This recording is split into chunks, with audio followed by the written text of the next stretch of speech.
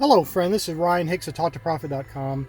And today I want to talk to you about, is it more blessed to receive than to give? Now, the oft-quoted verse that Jesus is speaking and says it's more blessed to give than to receive gets perverted by many people. Many people interpret this to be some sort of prohibition on receiving. And if you look at the average churchgoer, that's the way they've interpreted it, because if somebody tries to give them something, like, oh no, I don't need it. If they perform some service, they're like, oh no, I'm happy to help you. And there's a mentality of giving but not receiving. But Jesus doesn't say that. He says it's more blessed to give than to receive. He's not saying you shouldn't receive. If you didn't receive, you'd have nothing to give ever in the first place. And it's also interesting to note the word there. It's more blessed to give. What does the term blessed even mean? Well, in Proverbs 10:22, what does it say? It says, the blessing of the Lord, it maketh rich.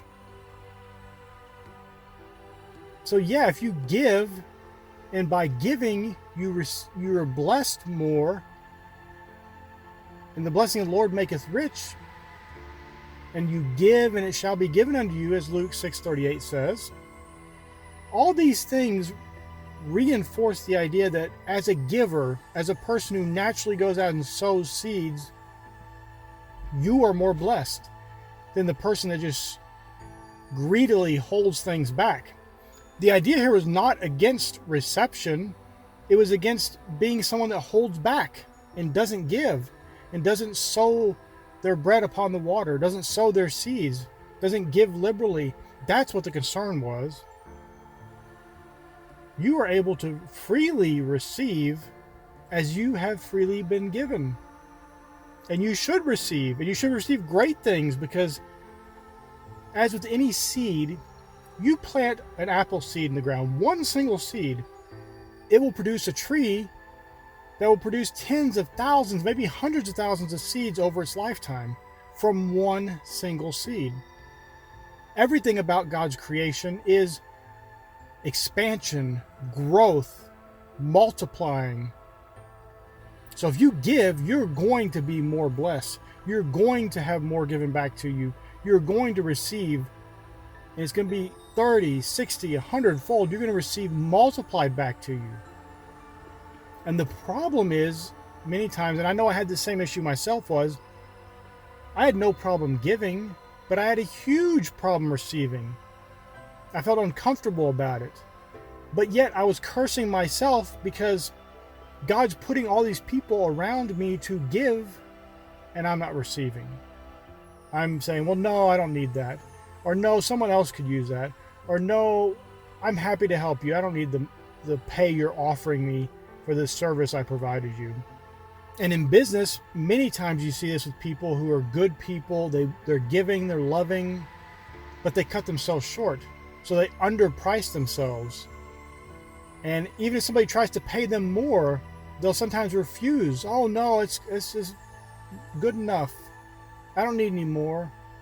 Give it to charity. Do all these things that sound spiritual, and I know you really believe them, but they are you putting curses on yourself, limitations on yourself, hindering yourself from receiving the blessing. This would be like planting that apple seed. The tree grows up, and every time some fruit starts growing, you start chopping all the fruit off. You don't let it grow into anything valuable. You will not allow yourself to receive. You're cursing yourself. You're pruning off any fruit that you're getting from all the giving and your love and your compassion that you've sown in the world. Every time a harvest starts coming, you're chopping everything down. You're bulldozing over your harvest to prevent yourself from receiving. And basically, you're cursing yourself. But one of the worst things you're doing is beyond what you're doing to yourself is you are now unable to give more. If you were able to receive and receive generously, think then what you can give. But you can't do that because you're clinging to these ideas that you shouldn't receive any, that receiving is a bad thing, receiving is cursed. No, receiving is cursed if you're receiving goods you shouldn't receive. property that is not yours to be had. But receiving by other people's generosity or from the labor of your hands, that's a good thing. That's to be honored. That's respectable. So don't put that limitation on yourself. And I know it'll be hard sometimes, because especially if you're coming from that mentality where no one ever says it, but this is what they really think, that there's something wrong with receiving. Or if you do receive, but you don't want to receive too much, because then you look greedy. It's not about that, my friend. If someone's offering you, they're not being forced into it, it's not by compulsion or necessity, but they're doing it because they want to, why should you not receive that? Why should you not freely receive that? And bless God and praise God for it. Then as you receive more abundance, you can bless more. And you got to get out of that limitation mentality. And part of the limitation mentality of not wanting to receive is that there's this inherent belief that there's limitation out there, that the world's not abundant, that God's creation is limited and lacking all the things needed for everybody to exist and thrive and survive. Now, they may not thrive or survive, but it's not because there's a limitation in God's universe. And you receiving more is not keeping anyone else from receiving. You have to get out of that mentality. You're not taking away from someone else by receiving, by being abundant, by being blessed. And because you're naturally the person who gives, more people are going to be blessed when you are blessed. Because your abundance creates an abundance for other people. Because that's the kind of person you are. But you can't do that when every time God is trying to get more into your hands, trying to give you a harvest, you curse the harvest. You refuse to receive. You push it away. And so I want you today, if someone offers you anything, I don't care if it's a stick of gum, if it's a penny, it doesn't matter what it is. I want you to practice being a good receiver today and receive it graciously. Truly grateful for it. Thanking God for that, whatever it is. It doesn't matter how small or how large. Receive it today. Practice being a receiver. Most people have a really good practice on giving, but receiving, they have just chosen the opposite of receiving, just to constantly forbid things coming into their lives, to stop, to shut up the abundance of God flowing into their lives. But today, start today to receive. When you're offered things, when people mention, do you want this? Take it. I'm not telling you to be greedy, of course.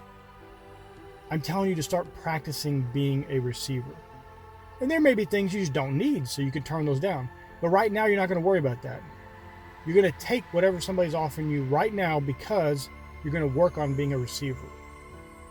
Get rid of all that stigma and nonsense that you've had in your heart about receiving, and be gracious. And if somebody gives you something you don't even need, then you can give it to someone else.